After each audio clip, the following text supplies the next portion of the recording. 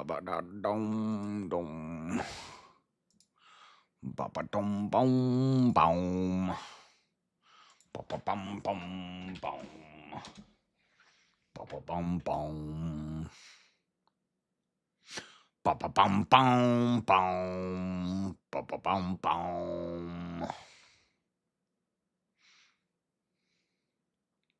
I look tired today. I am tired today.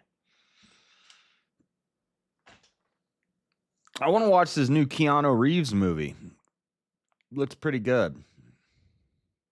What's it called? Good Time or Good Something? Something good. It looks good. Something good.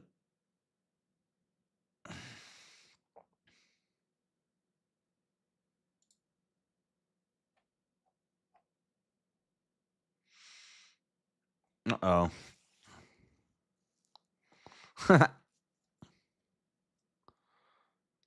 Oh, shoot.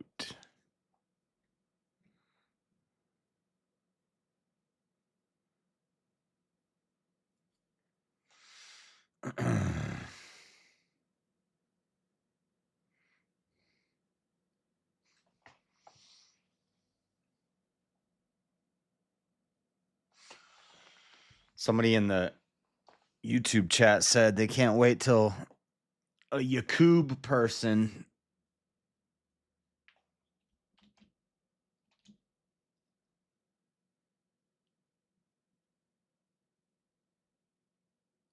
comes into one of my streams.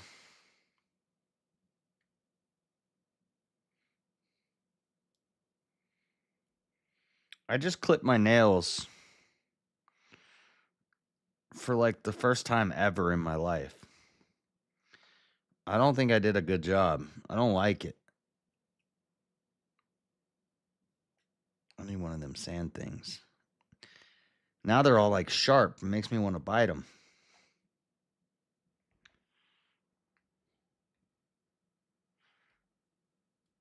They're like sharp and uneven. I don't like it.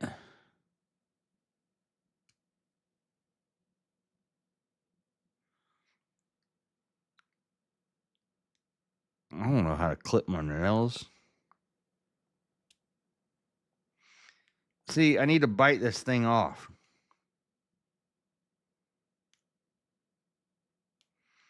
I'm bite it. Just one bite. One bite. Quick.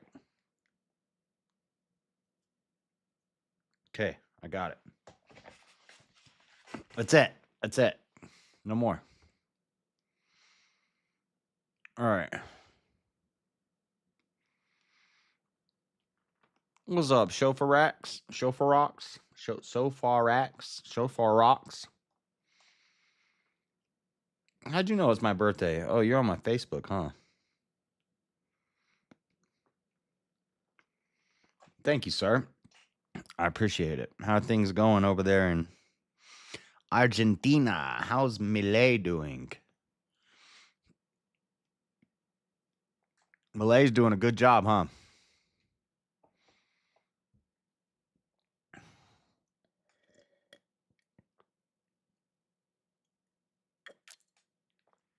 All right. We're going to try to finish up Job today.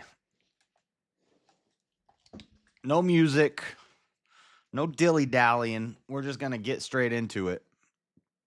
We got 10 chapters. Job chapters are pretty short. Again, just to catch everybody up, Elihu is talking. Yup, he is. Nice. Elihu is talking. We read I think one or two chapters. Elihu started talking in chapter 32. He's going to keep talking for a while. He talks until we're on chapter 34. He talks until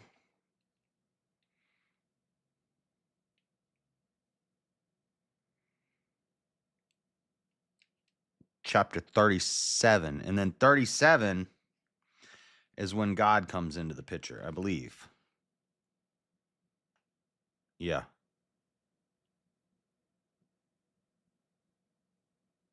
Yep, God starts talking in chapter 37. And Job's going to ask a question. Job never denied God. So he proved Satan wrong. Teriak needs to hear this part. Satan was not the good guy of Job. Teriak seems to think he is. Satan loses what he would call a bet. It's not a bet. There was no, I guess if you want to call it a bet, the only thing that was on the line was Satan's pride. Satan was very prideful. That was the first sin, was pride from Satan. Pride comes before the fall. And Satan's pride is what made him think he could challenge God. But he was wrong, because Job doesn't ever denounce God. He gets frustrated. He questions why he's still alive. He questions why he has to go through all this. And then when he finally talks to God, he says, "Why, God, why?" But he never turns away from God. He never denounces God. But he questions him. He says, "Why? Why is all this bad stuff happening to me?" And God answers the question. Well, I don't want to spoil it. Spoiler alert, God actually doesn't answer the question. It's clickbait. I got clickbait in the title. But basically, Job's going to ask God the problem of evil. Why do bad things happen to good people? Why do bad things happen at all? Why do family members die? Why does tragedy strike? Why do we build up treasures? And even if we're doing everything right, we could lose it all in an instant. Why, God? Why? And then God answers, but his answer is a non-answer. So that's what we're going to get to today. Let's start on 34, chapter 34. Furthermore, Elihu answered and said, "Hear my words, O ye wise men, and give ear unto me, ye that have knowledge. For the ear trieth words, as the mouth tasteth meat. Let us choose to us judgment. Let us know among ourselves what is good." Elihu's wrong about that. "For Job hath said, I am righteous, and God hath taken away my judgment. Should I lie against my right? My wound is incurable without transgression. What man is like Job, who drinketh up scorning like water, which goeth in company with the workers of iniquity, and walketh with wicked men? For he hath said, It profiteth a man nothing that he should delight himself with God. Therefore hearken unto me, ye men of understanding. Far be it from God that he should do wickedness, and from the Almighty that he should commit iniquity. For the work of a man shall he render unto him, and cause every man to find according to his ways. Yea, surely God will not do wickedly, neither will the Almighty pervert judgment. Who hath given him a charge over the earth, or who hath disposed the whole world? If he set his heart upon man, if he gather unto himself his spirit and his breath, all flesh shall perish together, and man shall turn again unto dust. If now thou hast, never mind. If now thou hast understanding, hear this. Hearken to the voice of my words. Shall even he that hateth right govern? And wilt thou condemn him that is most just? Is it fit to say to a king, Thou art wicked, and to princes, Ye are ungodly? How much less to him that accepteth not the persons of princes, nor regardeth the rich more than the poor? For they all are the work of his hands. In a moment shall they die, and the people shall be troubled at midnight and pass away, and the mighty shall be taken away without hand. Dude, my chair is slowly going, my chair is slowly dropping on me. We got to get a new chair soon. Happy birthday, Josh. Just on time for the 10-day transition we get from summer to winter. Dude, it's been raining for like 2 weeks straight. It's crazy. For his eyes are upon the ways of man, and he seeth all his goings.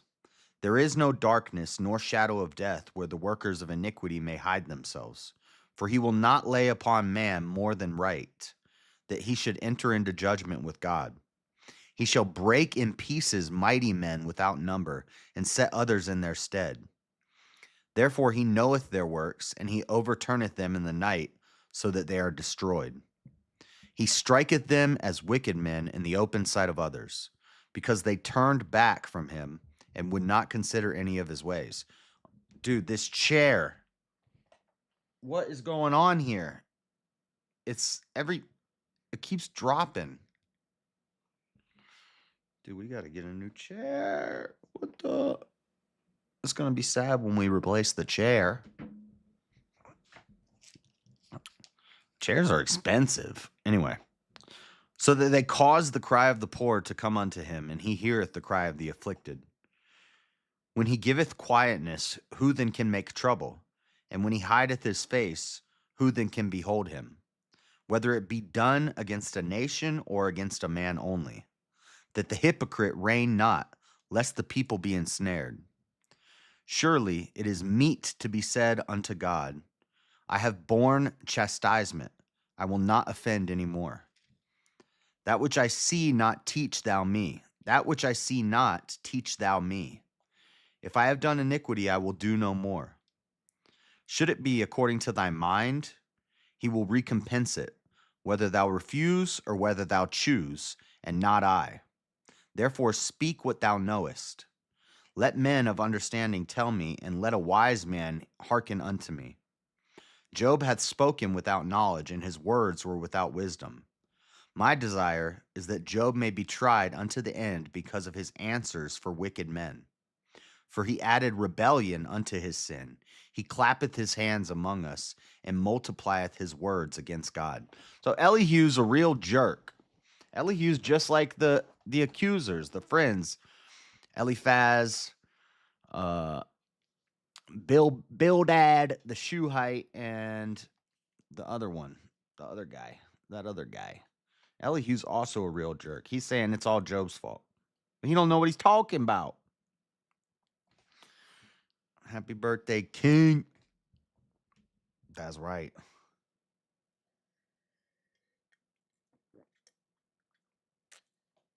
I'm 27 years old.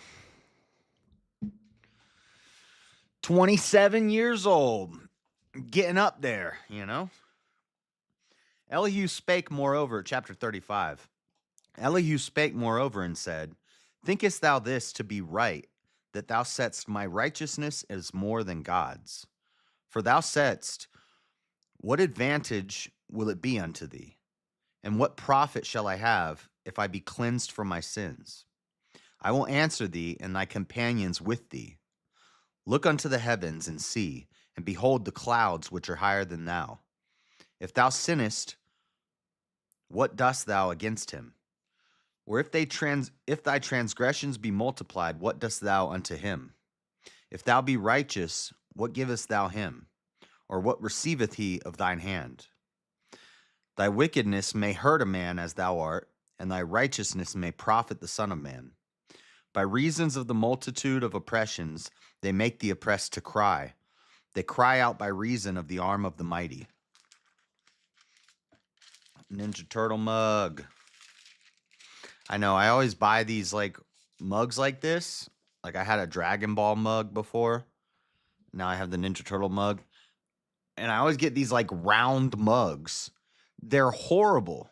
They're horrible to drink out of. It's impossible to take a sip out of this without some of it running down the side. Look at the side that I drink out of. It's impossible to keep it clean.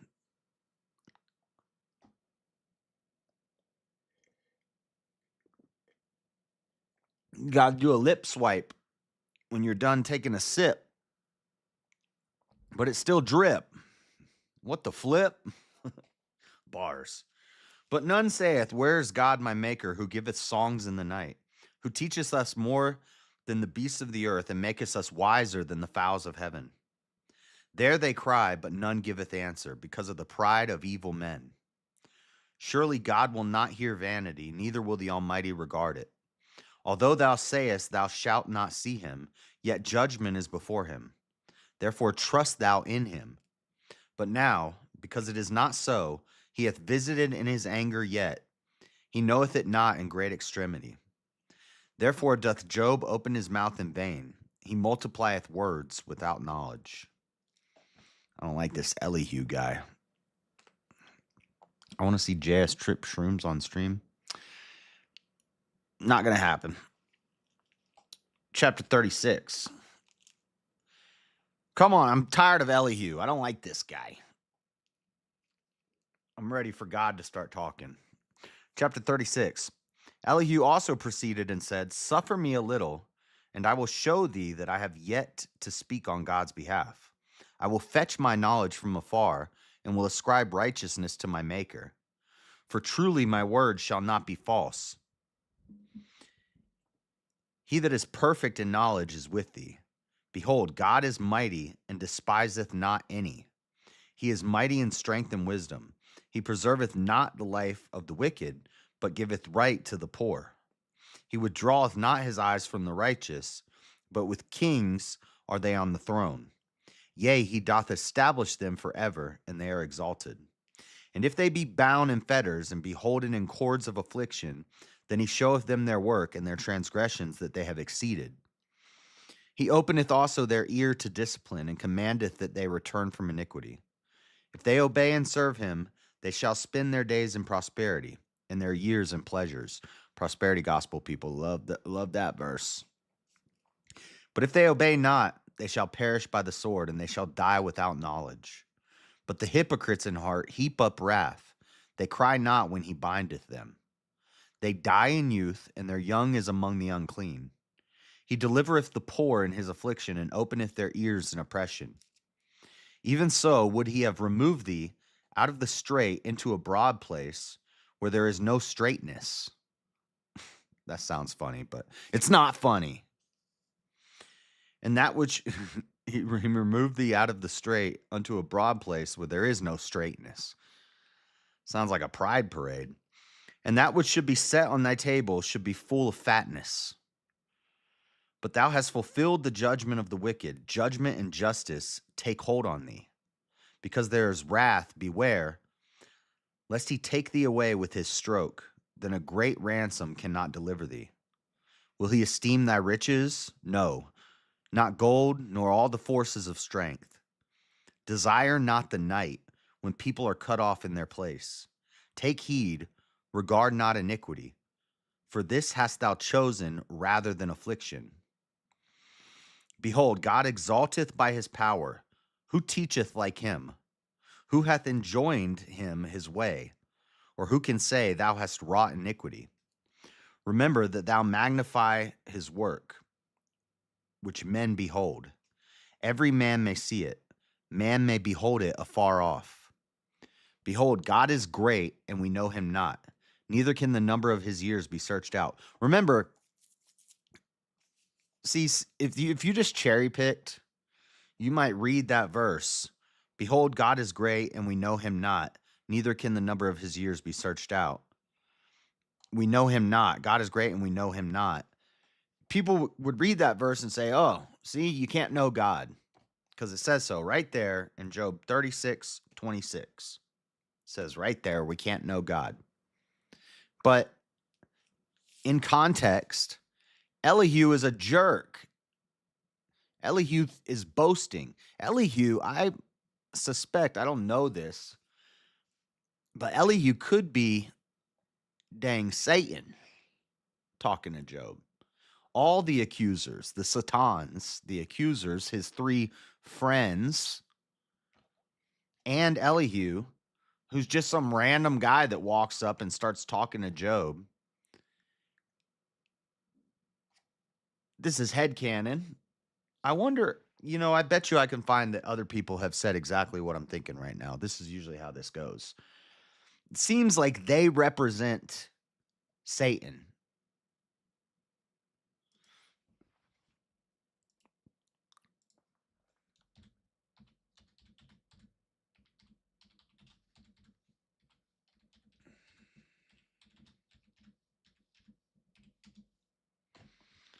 Why Elihu is so mysterious. To me, the three friends represent Satan, the accuser of the brethren. Elihu, on the other hand, a form of Christ came to mend. I was thinking that too, that he could be like an angel but yeah. So see, other people have said the three friends represent Satan. They're the accusers. You see? You see? This is called study thyself approved. I had a thought. I had a personal interpretation from reading and understanding how to read, and I thought something. Now I look into it. Now, granted, that's only one source, but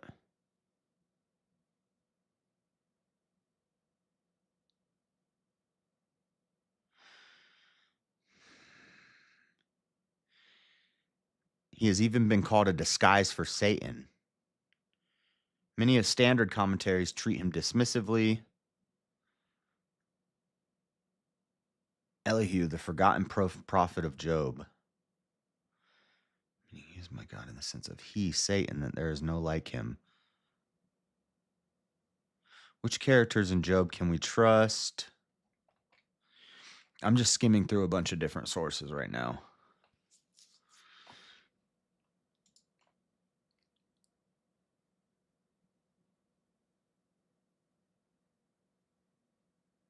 Elihu.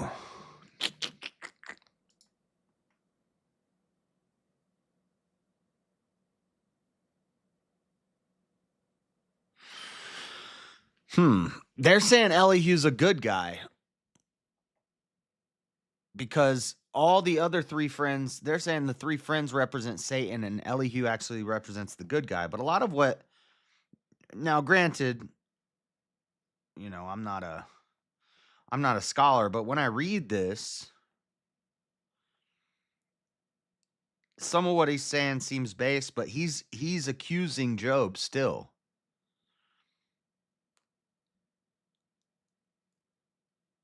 But he never gets rebuked by Job. But also, he's just like some random guy that walks up. So some people are saying he's a bad guy. Some people saying he could represent Jesus, and that what he says aligns with what God is going to say here in a minute. But some of these lines, maybe I'm just not making sense of them. And again, this is poetic prose, so each line, you could study it. You could study each line in depth. So it's tough. But just some of the things he says don't make sense, but maybe I'm just not understanding. So I don't know.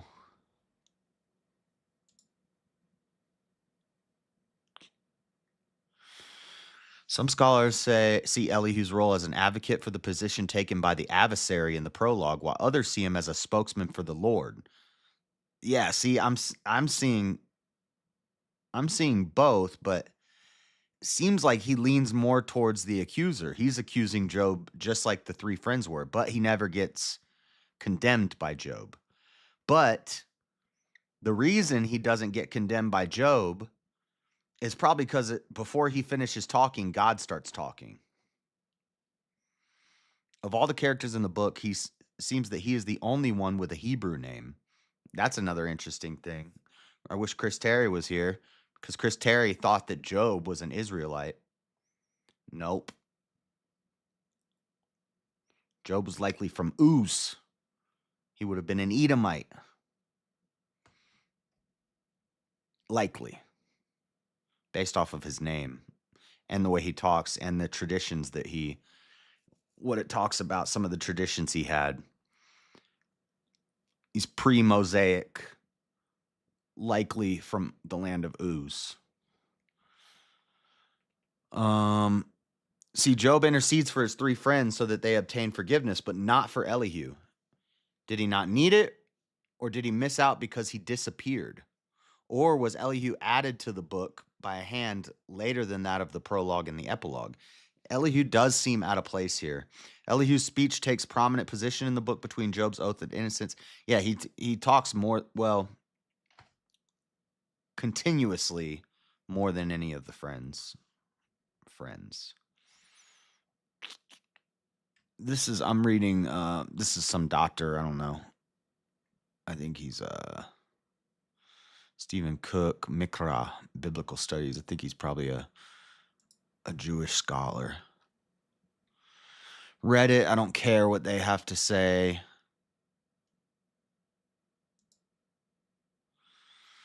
This is a Jewish website.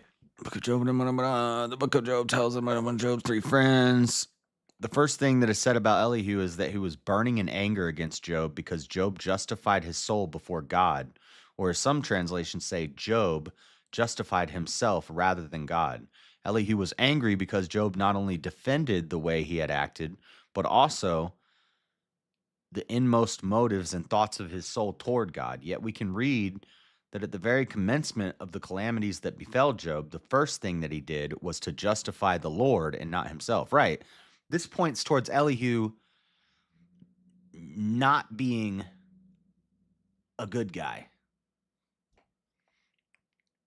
And I think, because we're about to get to it, but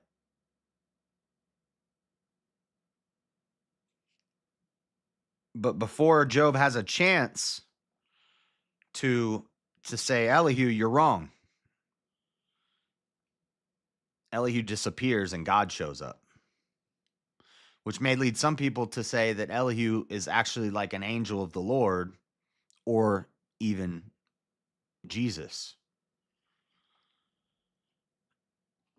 And Elihu's young. We know that because he calls the other three friends old and he tells them, you think you're wise just because you're old. You're not wise. Young Elihu had said that in defense of the age of Job's three friends and their status as wise elders, he, Elihu, had refrained from speaking and presenting his arguments against Job. Nevertheless, Elihu had no qualms to address Job by his own name and referred him by the name in his diatribes against Job that burst forth from his mouth. Out of respect for him, the friends of Job had never addressed or referred to Job by his own name. They were undoubtedly conscious of Job's former status as the greatest of all men in the East, and of the esteem and veneration held by all towards him.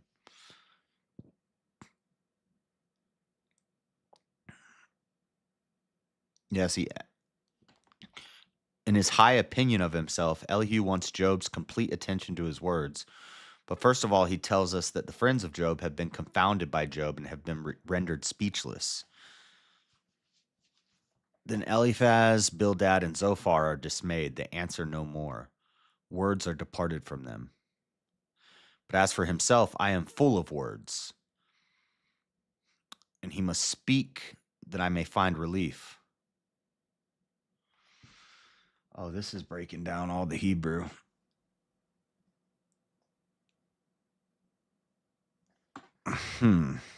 Interesting. So there's differing opinions on this Elihu guy.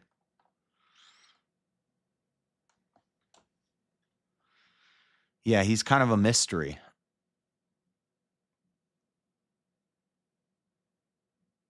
Next, Elihu accuses Job of having said, I am righteous and God has taken away my judgment. But it was in defense of his maligned character that Job asserted his righteousness in the face of false accusations that his friends had brought up against him. We should remember that the Lord himself had vouched for him when he said there was no one like him on earth, that Job was blameless and an upright man. So if Job's friends say, Job, it's your fault all this stuff is happening to you, and he says, no, I've not done anything wrong. I've lived righteously.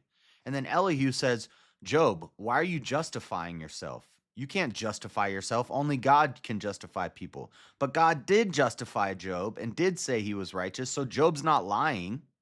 Job's telling the truth. And he's defending his character.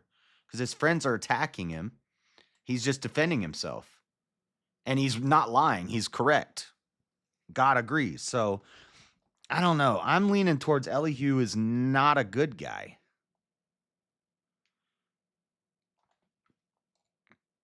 There is no doubt that Eliphaz lied and maligned Job. We're not talking about Eliphaz. I'm talking about Elihu.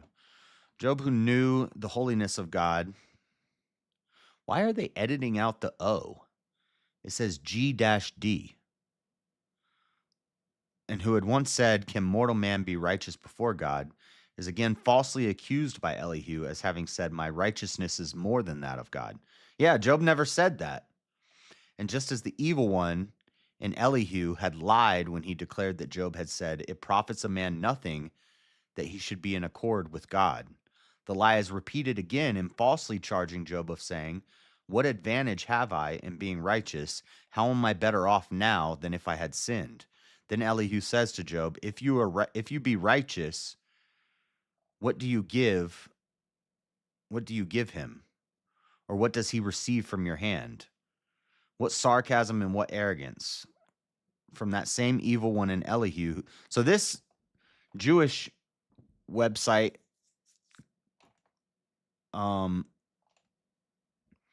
is saying that Elihu's a real jerk. The evil one in Elihu. The evil one in Elihu, being the devil, tries again in the beginning of time. Anyway, I think I'm leaning towards that. Some people are saying he's an angel and he represents God and he doesn't contradict what God's about to say. I disagree, especially the whole point I'm trying to make is that if you don't read in context and you just read that one line and you say, "Oh, well, it says we can never know God right here in Job." But in context, when you look at the whole thing, Elihu's saying a lot of stuff that's not true. So, anyway, do you honestly think God and the devil were making a bet? No, that's what somebody else said to me. And I was commenting on what they had said to me.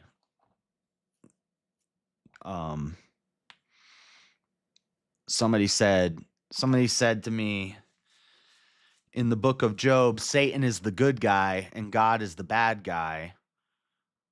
And then he was talking about how Satan and God made a bet on Job. And I said, no, it's not a bet. But then I said, well, I guess you could look at it that way. You could see it that way. The bet is Satan is making a bet with God for his pride. Because there's no stakes. The only stakes is Satan's pride. And we know Satan's prideful.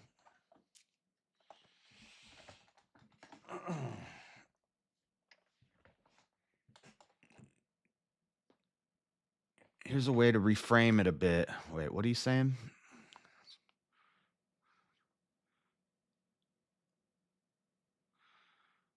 Hold on, I gotta go back and read all your chats. I can answer to Job in one question. Would answer Job in one question. What do you mean? Why does God allow evil even to the faithful? Just side chat. What's the point of the story? Nope, it's typical biblical language. Here's a way to reframe it a bit. What if I said I built the biggest house in the city? You get it's a big house, probably not the biggest. Storytelling to a storytelling people. I can't really follow what you're saying, man. No offense, but I don't understand what you're saying. But anyway, I made the point I wanted to make. I'm going to keep going. Behold, God is great, and we know him not. Neither can the number of his years be searched out. For he maketh small the drops of water. They pour down rain according to the vapor thereof, which the clouds do drop and distill upon man abundantly. And that's how we know that it's post-flood, because there's rain happening. Also, can any understand the spreadings of the clouds or the noise of his tabernacle? This is why they're saying it aligns with what God's about to say, because God kind of basically Elihu's saying, how can you know God? Like, do you even know how the clouds in the sky work? you know? And God says similar things, which we'll get to here in a bit. Um, Behold, he spreadeth his light upon it and covereth the bottom of the sea. But Satan's a deceiver. So say if Elihu is the evil one and he's representing Satan and the friends are representing Satan, you would expect that they would say similar things to God, but twist little bits, which is what I'm seeing. I'm seeing Elihu sounds like what God's about to say, but he's twisting little things here and there and lying and accusing, which is what Satan would do. For by them judgeth he the people. He giveth meat in abundance. With clouds he covereth the light, and commandeth it not to shine by the cloud that cometh betwixt. The noise thereof showeth concerning it, the cattle also concerning the vapor. And here we go. Now Elihu's just gonna, I don't know, disappear. He probably runs away because God shows up. But Job never has a chance to rebuke or defend himself against Elihu. I just ordered Pizza Hut twice from the wrong location. That sounds like a personal problem. Marilyn, that sounds like, how old are you? You're getting Alzheimer's already? All right, here we go. This is where it gets good. Chapter 37. At this also my heart trembleth and is moved out of his place. Hear attentively the noise of his voice and the sound that goeth out of his mouth. He directeth it under the whole heaven, and his lightning unto the ends of the earth. After it a voice roareth, he thundereth with the voice of his excellency, and he will not stay them when his voice is heard. God thundereth marvelously with his voice. Great things doeth he, which we cannot comprehend. For he saith to the snow, Be thou on the earth, likewise to the small rain, and to the great rain of his strength. He sealeth up the hand of every man, that all men may know his work. Then the beasts go into dens, and remain in their places. Out of the south cometh the whirlwind, and the cold out of the north. By the breath of God frost is given, and the breath of waters is straitened. Also the watering he wearieth the thick cloud. He scattereth his bright cloud, and is turned around about by his counsels, that they may do whatsoever he commandeth them upon the face of the world in the earth. He causeth it to come, whether for correction, or for his land, or for mercy. Hearken unto this, O Job. Okay, I was wrong. This is still, Elihu's going to start, or God's going to start talking in the next chapter, not this chapter. Hearken unto this, O Job. Stand still and consider the wondrous works of God. Dost thou know when God disposed them and caused the light of his cloud to shine? Dost thou know the balancings of the clouds, the wondrous works of him, which is perfect in knowledge? How thy garments are warm when he quieteth the earth by the south wind. Hast thou with him spread out the sky, which is strong and as a molten looking glass? Flat earthers will love that one. Teachest us what we shall. There's a lot of flat earther verses in Job and Isaiah. Teach us what we shall say unto him, for we cannot order our speech by reason of darkness. Shall it be told him that I speak? If a man speak, surely he shall be swallowed up. And now men see not the bright light which is in the clouds, but the wind passeth and cleanseth them. Fair weather cometh out of the north. With God is terrible majesty. Touching the Almighty, we cannot find him out. He is excellent in power and in judgment, and in plenty of justice he will not afflict. Men do therefore fear him. He respecteth not any that are wise of heart. He respecteth not any that are wise of heart. So that's Elihu. Now, Elihu's just going to disappear. We don't hear anything else from Elihu. Elihu's a mystery. But chapter 38. Then the Lord answered Job out of the whirlwind and said, who is this that darkeneth counsel by words without knowledge? Gird up. See, that's another reason I think Elihu's a bad guy, because first thing God says when he comes in is, who's this that's darkening counsel by words without knowledge? He's talking about, now I don't know this, but I'm assuming God is talking about Elihu, because all of the friends, the accusers, the Satans, Job rebukes them correctly. But Elihu, when Elihu starts talking, and Elihu keeps talking and talking and talking, and he's talking like God, but he's slipping in lies and deceit, and then God shows up, and God says, who is this that's talking and darkening counsel with words without knowledge? I think he's talking about Elihu. But he's going to be saying similar things to what Elihu was just saying. They said he's answering Job. He's answering Job. But Job hasn't made a question yet. Elihu's been talking for the last 4 chapters.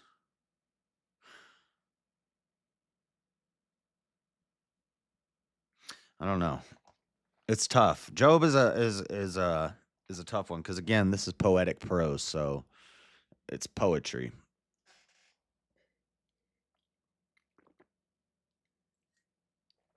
I need to start smoking pot again. Don't smoke pot, pothead. Then the Lord answered Job out of the whirlwind and said, who is this that darkeneth counsel by words without knowledge? Gird up now thy loins like a man, for I will demand thee, and answer thou me. Where wast thou when I laid the foundations of the earth? Declare, if thou hast understanding. Who hath laid the measures thereof, if thou knowest, or who hath stretched the line upon it? Whereupon are the foundations? There's another flat earther. Flat earthers love this voice. I even I highlighted it and I wrote a note. I wrote a note on the next page. It says flat earth for future. If I ever got in a flat earth debate, I know I have notes all over my Bible of, like, there will be a star and it'll say flat earth. And because I used to want to do a flat earth debate. And then I listened to Modern Day Debate have flat earth debates for like a year straight. And I was like, I don't ever want to debate flat earth. It's so dumb. I don't want to do it. But I used to want to do it. Whereupon are the foundations thereof fastened, or who laid the cornerstone thereof? When the morning stars sang together, and all the sons of God shouted for joy? Or who shut up the sea with doors when it brake forth, as if it had issued out of the womb? When I made the cloud the garment thereof, and thick darkness a swaddling band for it, and brake up for it my decreed place, and set bars and doors, and said, hitherto shalt thou come, but no further, and here shall thy proud waves be stayed. Hast thou commanded the morning since thy days, and caused the dayspring to know his place? Like, do you command the sun to rise, Job, that it might take hold of the ends of the earth, that the wicked might be shaken out of it? It is turned as clay to the seal, and they stand as a garment. And from the wicked their light is withholden, and the high arm shall be broken. Hast thou entered into the springs of the sea, or hast thou walked in the search of the depth? Have the gates of death been opened unto thee, or hast thou seen the doors of the shadow of death? Hast thou perceived the breadth of the earth? Declare if thou knowest it all. Where is the way where light dwelleth? And as for darkness, where is the place thereof? That thou shouldest take it to the bound thereof, and that thou shouldest know the pass to his house, to the house thereof. Knowest thou it, because thou wast them born? Wait, knowest thou it, because thou wast them born? or because the number of thy days is great? Hast thou entered unto the treasures of the snow, or hast thou seen the treasures of the hail, which I have reserved against the time of trouble, against the day of battle and war? By what way is the light parted, which scattereth the east wind upon the earth? Who hath divided a watercourse for the overflowing of waters, or a way for the lightning of thunder, to cause it to rain on the earth where no man is, on the wilderness wherein there is no man, to satisfy the desolate? Yeah, yeah. Why does it rain on the earth even if nobody's there? Because God said so. That's what God's saying here. This is God answering the problem of evil. This is God answering Job. Why me? Why me? Why is this happening to me, God? Why is bad stuff happening? Why do bad things happen? Why do bad things happen to good people? Why do bad things happen in general? This is God answering that question. And it's going to be a non answer. God's basically saying, don't worry about it. It's above your pay grade. To satisfy the desolate and waste ground, and to cause the bud of the tender herb to spring forth. Hath the rain a father? Or who hath begotten the drops of dew? Out of whose womb came the ice, and the hoary frost of heaven? Who hath gendered it? The waters are hid as with a stone, and the face of the deep is frozen. Canst thou bind the sweet influences of Pleiades? I used to know how to say this word, Palladius, or loose the bands of Orion? He's talking about stars. I like that part. I have that part highlighted. Loose the bands of Orion. Orion's belt, the 3 stars. Those 3 stars, Orion's belt, they've always been there. They've moved over time, but it's always those 3 stars in the sky. And God's saying, can you undo Orion's belt? Do you hold the stars in the sky? No? Well, then shut up, Job. Don't worry about it. Canst thou bring forth Mazaroth in his season, or canst thou guide Arcturus with his sons? These are all stars. Knowest thou the ordinances of heaven? Canst thou set the dominion thereof in the earth? Canst thou lift up thy voice to the clouds, that abundance of water may cover thee? Canst thou send lightnings that may go and say unto thee, here we are? Who hath put wisdom in the inward parts, or who hath given understanding to the heart? Who can number the clouds in wisdom, or who can stay the bottles of heaven? When the dust groweth into hardness, and the clods cleave fast together, wilt thou hunt the prey for the lion, or fill the appetite of the young lions?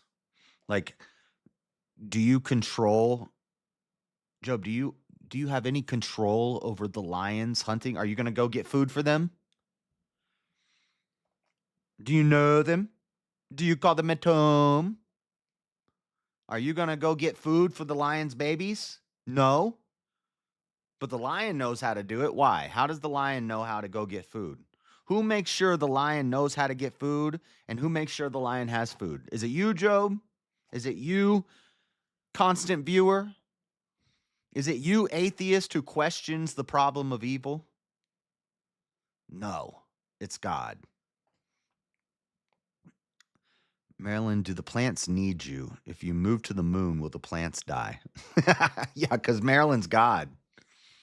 Marilyn, do you make sure the lion's kids get fed, Marilyn, since you think you're God? When they crouch in their dens and abide in the covert to lie in wait, who provideth for the raven his food? When his young ones cry unto God, they wander for lack of meat.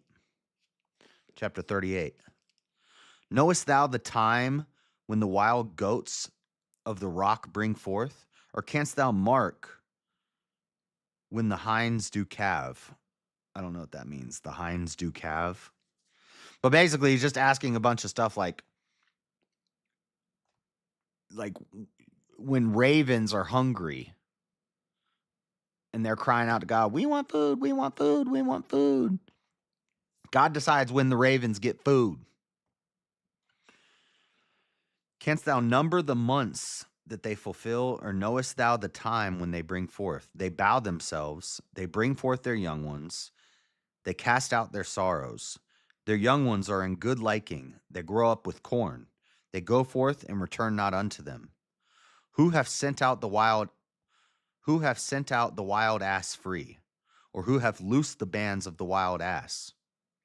Whose horse have I made the wilderness, and the barren land his dwellings? Oh, whose house? Whose house I have made the wilderness. He's talking about the goats. They live in the wilderness. And the barren land his dwelling, or the wild ass, the wild donkey. He scorneth the multitude of the city, neither regardeth he the crying of the driver. The range of the mountains is his pasture, and he searcheth after every green thing. Will the unicorn be willing to serve thee, or abide by thy crib? Now, unicorn has a note here. We've talked about this before. Unicorn is mentioned in the Bible a bunch of times. If you look at the little note, the little number 3 here, and you go over to the side, it says, or rhinoceros. I don't think God was talking about a rhinoceros.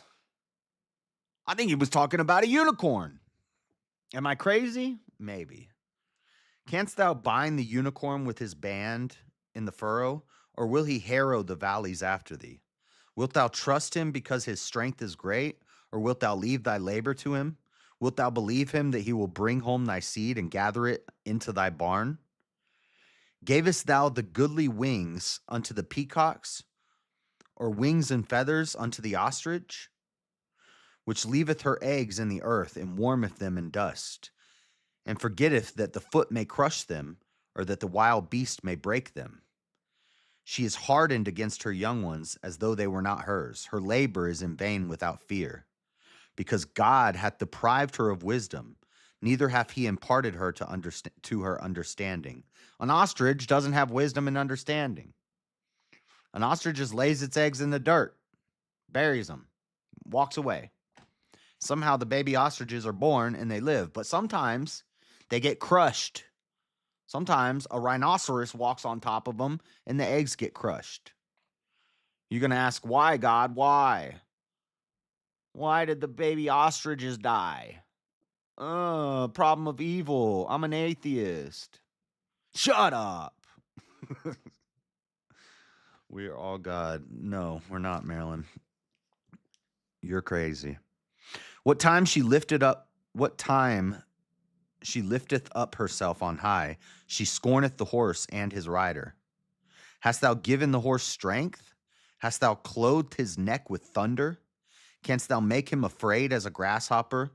The glory of his nostrils is terrible. He paweth in the valley and rejoiceth in his strength. He goeth on to meet the armed men. He mocketh at fear and is not affrighted. Neither turneth he back from the sword. The quiver rattleth against him, the glittering spear and the shield. He swalloweth the gourd with fierceness and rage. Neither believeth he that it is the sound of the trumpet. He saith among the trumpets, Ha ha! And he smelleth the battle afar off, the thunder of the captains and the shouting. Doth the hawk fly by thy wisdom, and stretch her wings towards the south? This is one of my favorites. Doth the eagle mount up at thy command, and make her nest on high? She dwelleth and abideth on the rock, upon the crag of the rock, and the strong place.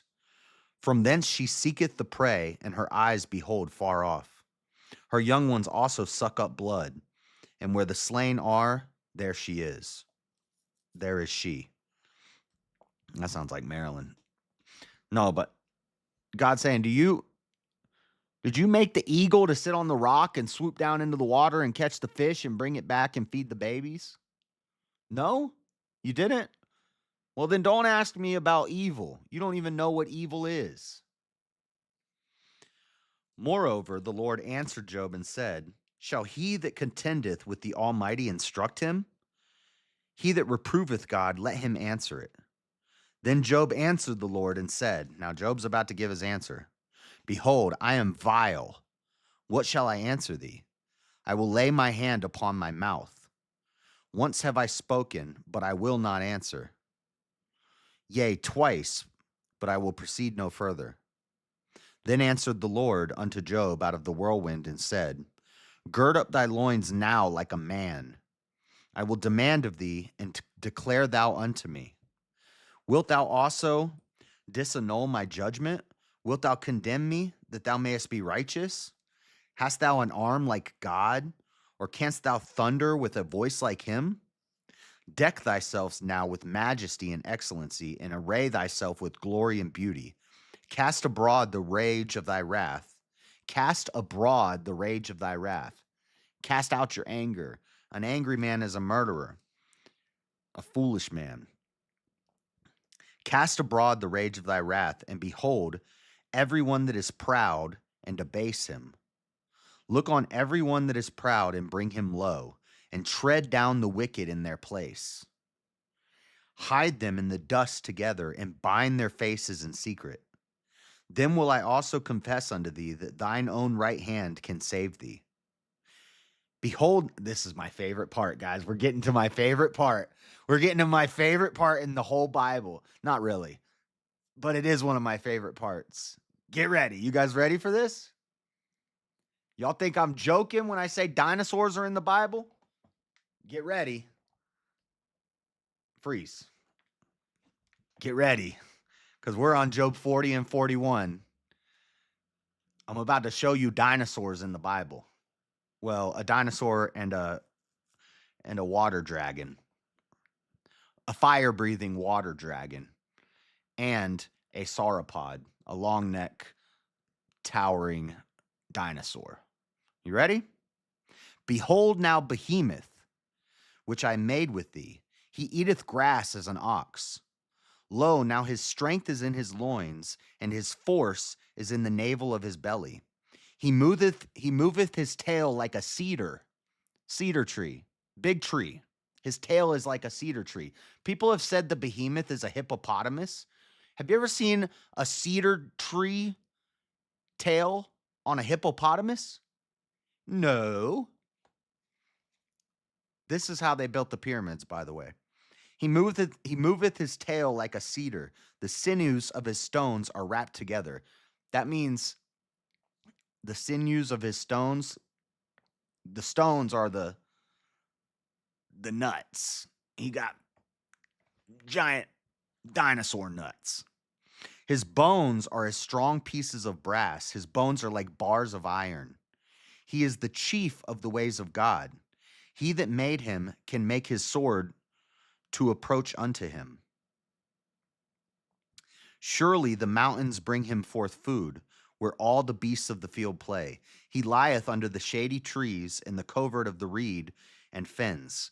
If you've ever heard the story of, there's a book called The Story of Namaru, and it's based off of the Namaru tablets, which were found in the pyramids, which had images that looked like long neck beasts. And then they found fossils of one of the biggest sauropods in what would have been a waterway near the pyramids. So the idea is, and in the story of Namaru, this giant long-necked dinosaur fights alligators. And it lays in the reeds and it eats grass. It would be an herbivore, which sauropods are. Long necks, little foot.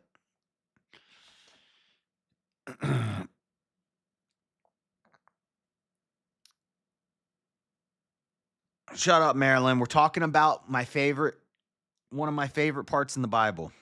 He lieth under the shady trees in the covert of the reed and fens. The shady trees cover him with their shadow. The willows of the brook compass him about. Behold, he drinketh up a river, and hasteth not. He trusteth that he can draw up Jordan into his mouth. He taketh it with his eyes. His nose pierceth through snares. That's the behemoth. Now, the Leviathan, which I believe the Leviathan is Leviathan is the face of the deep. It's basically a representation of evil, of Satan. The behemoth is the king of man. He represents God's greatest beast on earth. The Leviathan is a representation of evil and Satan, the face of the deep. Um, the Leviathan is not nice. The behemoth is gentle but powerful. The Leviathan is not gentle. The Leviathan is not nice. I believe, and this is some crazy stuff, but it's a theory. It's a Josh theory. That if we could go down to the bottom of the Marianas Trench, we might find out that there's tunnels under Earth and that we have a hollow Earth. They've actually found a sub-mantle ocean that has 3 times the water of all the oceans on the surface of the Earth, deep within the core. I did a whole show about this a long time ago. This has actually been scientifically proven. They've used sonar depth probes that have probed down through the crust, and they found pockets, and then they found a crystallized form of water way deep in the crust.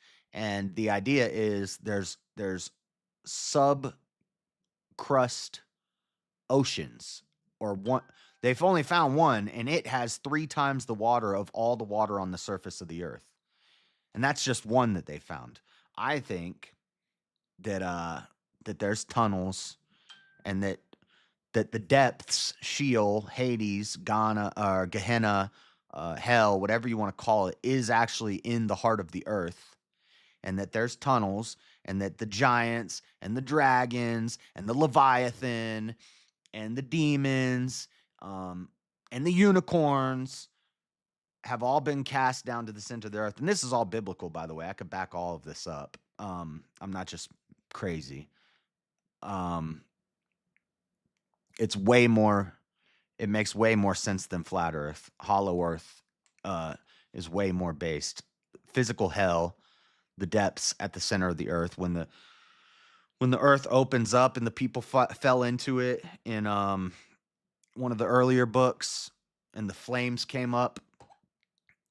When it says Jesus went down to the heart of the earth in Amos, where it talks about if you dig towards Sheol, God will pull you down from there, and if you try to go into the heavens, God will crash you back down to earth from the heavens. Anyway, I'm getting beside myself. This is one of my favorite things to talk about. It's out there, but I think I can defend it pretty well. So let's find out about this Leviathan. Canst thou draw out Leviathan with a hook, or his tongue with a cord which thou lettest down? Canst thou put a hook into his nose, or bore his jaw through with a thorn? Will he make many supplications unto thee? Will he speak soft words unto thee? Will he make a covenant with thee? Wilt thou take him for a servant forever? Basically, can you put Leviathan into captivity? No. Wilt thou play with him as with a bird, or wilt thou bind him for thy maidens? Shall the companions make a banquet of him? Can you hunt him? Can you hunt the Leviathan? No. Shall they part him against the among the merchants? Basically, yeah. Can they hunt him? Can you hunt the Leviathan and make a banquet and serve Leviathan meat? And can you sell his bones and his horns and his teeth like a merchant on the side of the road? No, you can't. Canst thou fill his skin with barbed irons, or his head with fish spears? Lay thine hand upon him. Remember the battle. Do no more. Behold, the hope of him is in vain. Shall not one be cast down even at the sight of him? None is so fierce that dare stir him up. Who then is able to stand before me? Who hath prevented me that I should repay him? Whatsoever is under the whole heaven is mine. I will not conceal his parts, nor his power, nor his comely proportion. Who can discover the face of his garment, or who can come to him with his double bridle? Who can open the doors of his face? His teeth are terrible round about.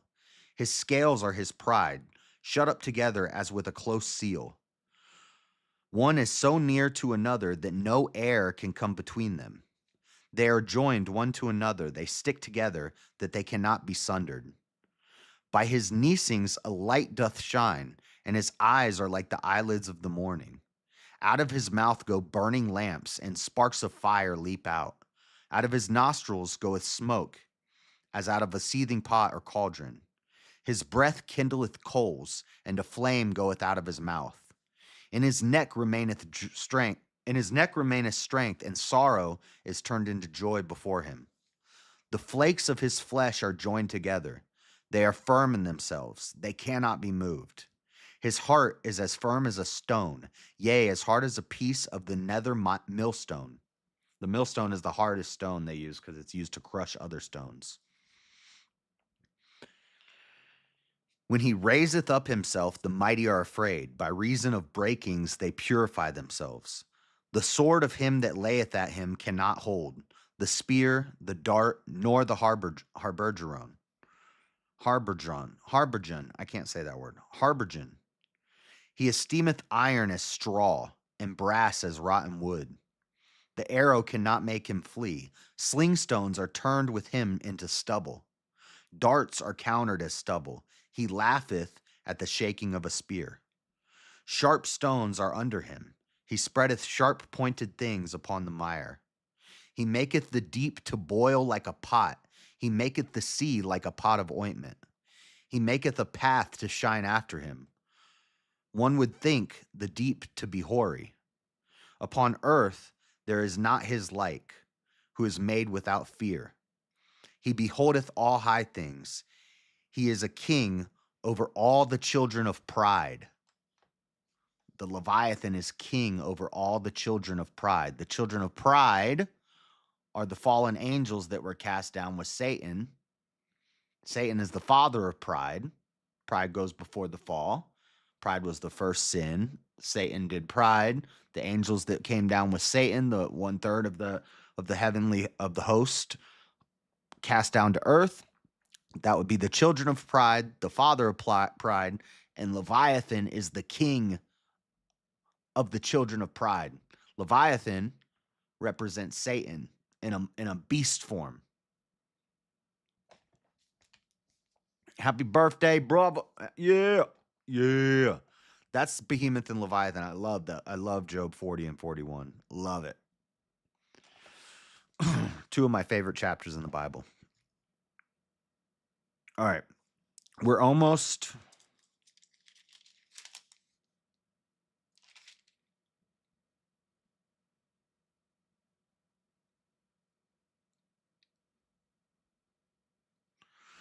Okay, so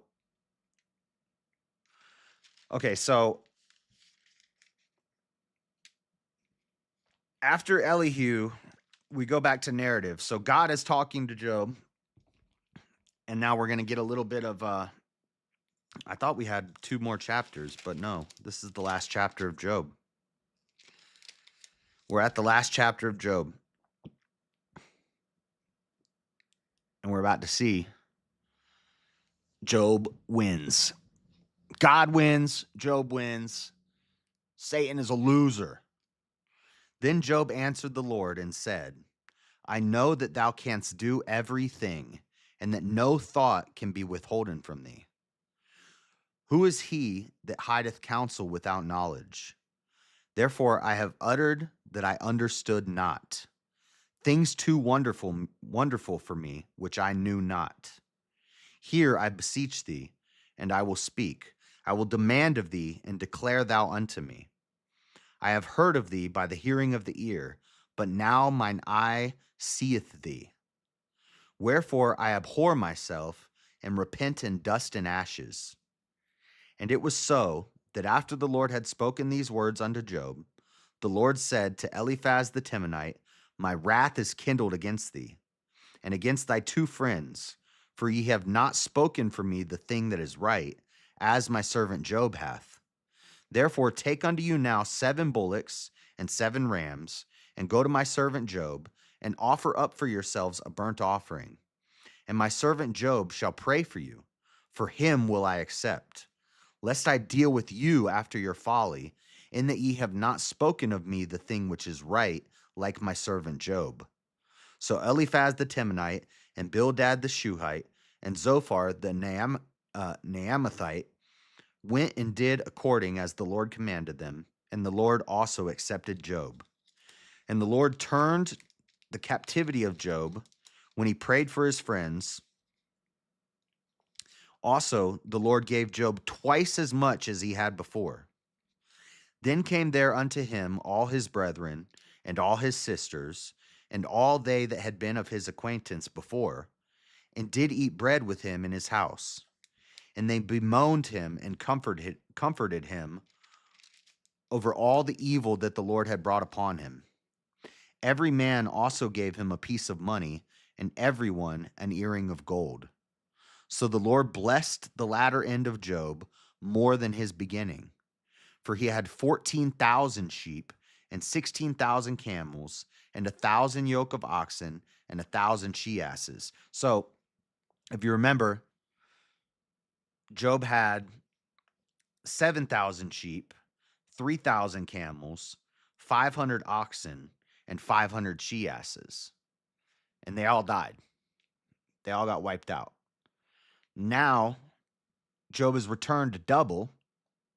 He now has 14,000 sheep, 6,000 camels, 1,000 yoke of oxen, 1,000 she asses. But now here's the part that people seem to miss, because he also had 7 sons and 3 daughters. Now, in the beginning of the book of Job, Job had 7 sons and 3 daughters, and they all died. But here he gets 7 sons and 3 daughters. So people are like, wait, he's given back double the animals, but he's not given back double children. He's given back the same number of children he had before. Ha ha ha. But Job never lost his children. Job was a son of God. Children of God never lose anybody. Job never lost his children. They just left this earth. They just parted from their bodies. So when God gives back Job 7 more sons and 3 more daughters, Job now has 14 sons and 6 daughters. He also had 7 sons and 3 daughters, and he called the name of the first Jemimah, and the name of the second Keziah, and the name of the third Kirinhapuch. And in all the land were no women found so fair as the daughters of Job, and their father gave them inheritance among their brethren. After this lived Job 140 years, and saw his sons and his sons' sons, even 4 generations. So Job died, being old and full of days. So when Job dies and he goes to heaven, well, say he go, whether you believe in purgatory, Abraham's bosom, until the hallowed rise, until Christ goes to Sheol and defeats death, and the hallowed rise, which is, spoiler alert, Halloween's coming up. You know what Halloween? The origins of Halloween? All Saints' Day is the day before Halloween. All Saints' Day, we celebrate the people like Job who died before Christ came. The saints, they died, they were servants of God, but they died before Christ. That's All Saints' Day. The following day, October 31st, is All Hallows' Eve. All Hallows' Eve is the day where we celebrate the hallowed, which are the saints, rising with Christ after he defeats evil in Sheol during the 3 days in between his crucifixion and his resurrection.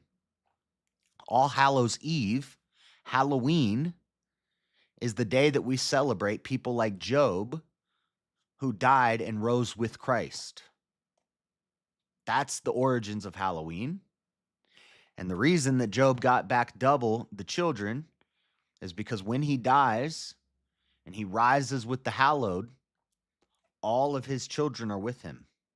Now, I understand there's families different in heaven. We're all brothers and sisters in Christ. But the idea is Job never actually lost his children because they were children of God. He was a child of God. So that's why he didn't get back double the children, because he actually did have double the children. Anyway, and that, ladies and gentlemen, is the story of Job. The fact that Job lived 140 years, Job's name, Eliphaz's name, Bildad's name, Zophar's name. Job was not an Israelite. It's more likely he was from the land of Uz. During the time of the patriarchs, Abraham, Isaac, and Jacob, somewhere in that time period, based off the length of time that he lived and based off of the traditions that he had. The Mosaic law was not a thing yet. So this is pre-Moses, post-flood, pre-Moses, somewhere in the time of Abraham, Isaac, and Jacob. But Job wouldn't have known them because he would have been in a different land to the east. It talks about how he's in the east. In comparison to Israel, well, there wasn't an Israel yet because they didn't have the promised land yet, but the land of Abraham, Isaac, and Jacob, Job would have been farther east. That's why you don't see them mentioned, but based off the traditions and all the things like that, we can guess. This is all just guessing. That's when it takes place. Somewhere before Moses, sometime after Noah.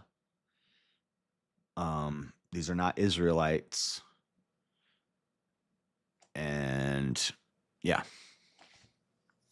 And that's it. That's the story of Job. We're done. We're done with Job.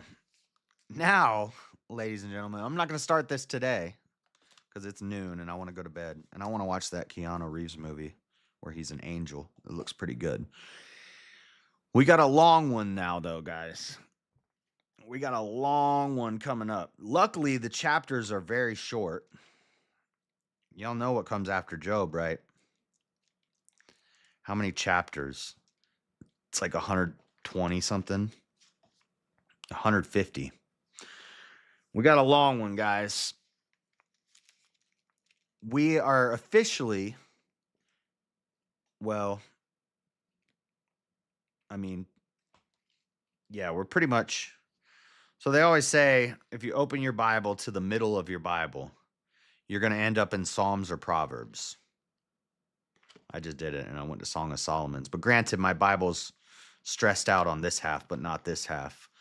Generally, if you open a Bible right to the middle, you'll usually land in Psalms. We're pretty much halfway through the Bible. We're not keeping the pace that I wanted to keep because initially I wanted to do this 4 days a week, and we've been busy and slacking, and I haven't kept up with my pace.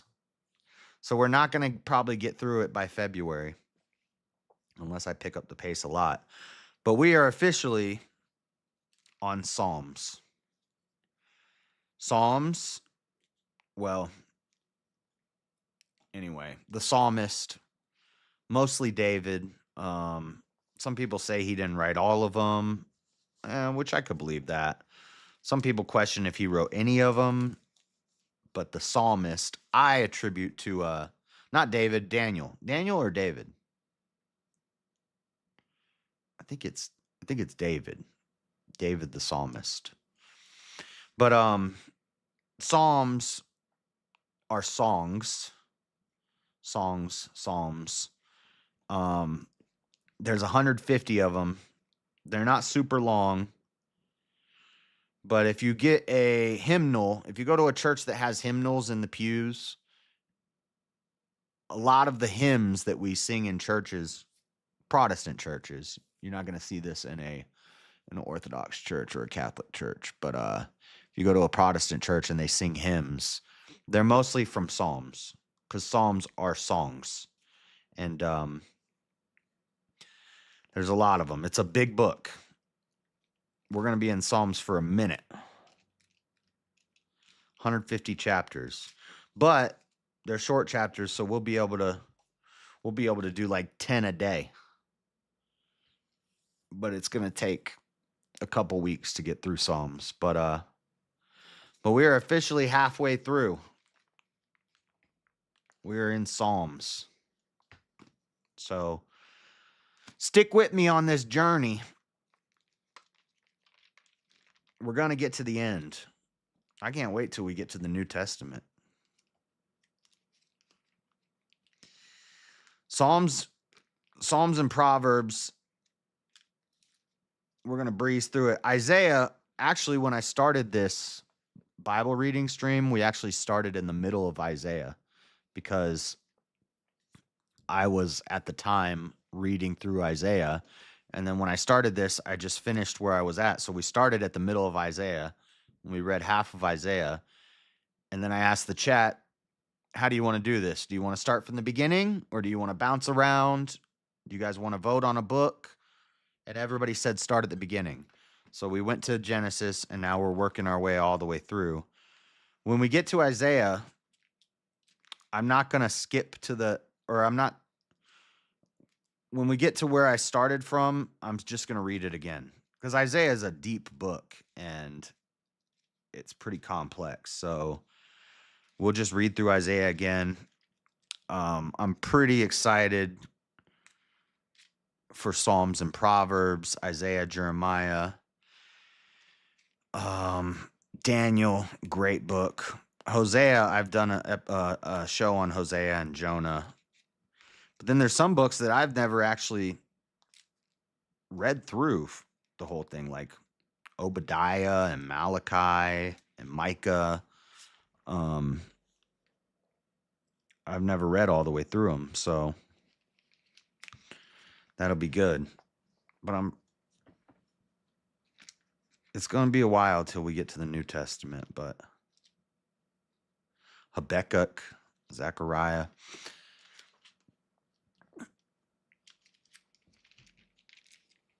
It'd be cool if we could get to the New Testament before Christmas. That would be pretty cool. I don't know. I can't guarantee it, though. Ugh. All right. Dude, I got to hook this cord up. I got to strap this cord up because I keep touching this cord and it messes with my camera.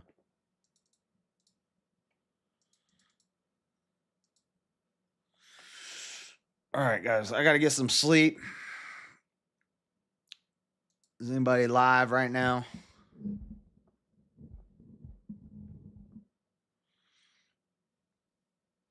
Pride is a gift. It better go before the fall. Yeah, you're a heretic, Marilyn. I'm a heretic too, some of the stuff I say, but you're like a blaspheming heretic. I'm a heretic on accident, which means I'm not actually a heretic.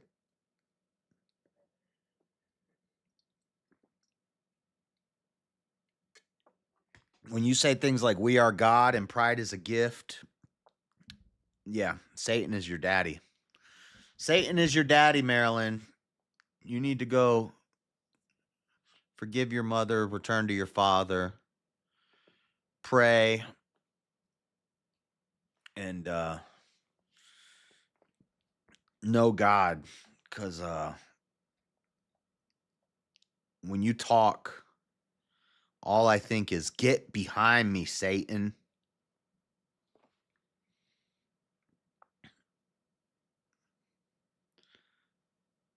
Not true. Look up the word pride. No.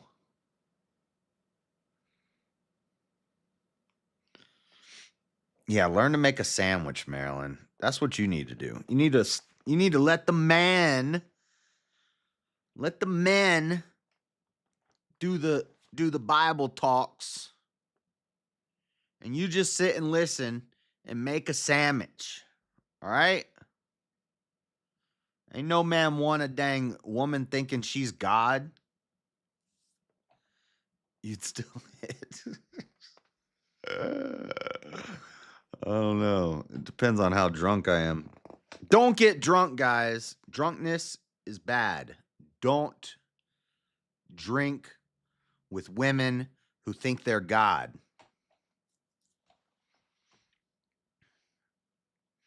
Yeah, well, even Samson and Solomon and David and Adam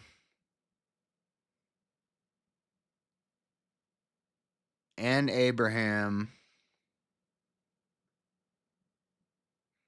and Jacob, they all had weaknesses when it came to the ladies. So,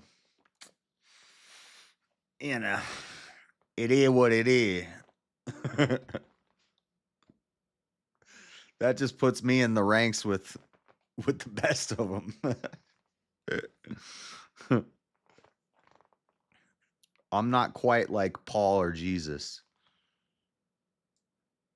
I'm a little more Old Testament with it.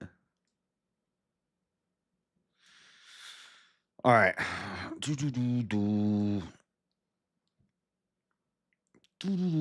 I want to try this horizontal and vertical layout thing one of these days.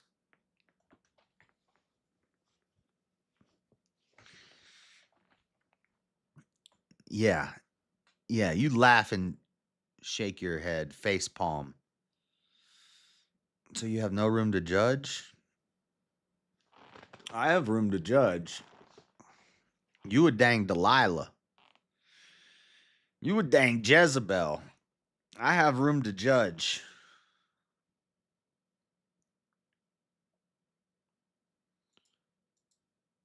Okay.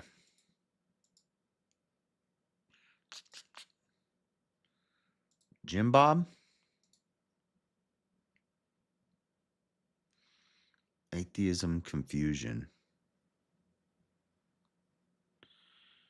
Yeah, we could do that.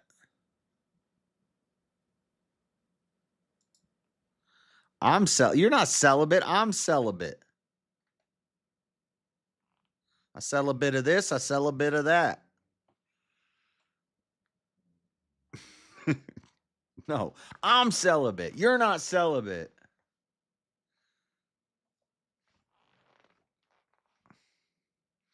All right. We'll go to Jim Bob. Thank you guys for hanging out. God bless you, Marilyn. Pray for forgiveness. Stop thinking you're God. Stop being a dang Jezebel.